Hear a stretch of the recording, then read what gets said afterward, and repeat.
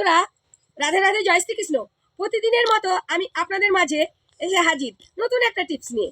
এই যে আমার হাতে দেখছেন বন্ধুরা, এটা হলো গন্ধ বাদলের পাতা। ভালো করে দেখুন, শহরে আজকাল দেখা যায় না এই পাতাগুলো। এগুলো পাওয়া এখনকার দিনে দুর্লভ। এখনকার ছেলেমেয়েরা এই পাতাগুলো চেনে না। তো যাই হোক, ফিরে আসছি পর্যাপ্ত বিষয়ে।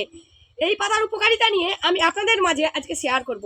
এই পাতার উপকারিতা হলো, পেট ফাঁপলে বা পেটের কোনো মানে অসুখ হলে বা পেটের কোনো আপনার পায়খানা ক্লিয়ার না হলে এই পাতা পেঁপে এবং কলা দিয়ে মানে এটাকে বেটে শুক্তো করে রান্না করে খাওয়া যায়।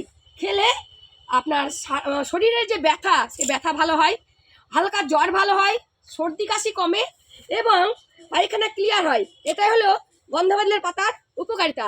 এছাড়া গন্ধপাতলের পাতা আপনার বেটে থেতো করে রস হালকা রান্না করে খাওয়া যায়। রাধে রাধে, জয় শ্রীকৃষ্ণ। ভালো থাকুন, সবাই সুস্থ থাকুন।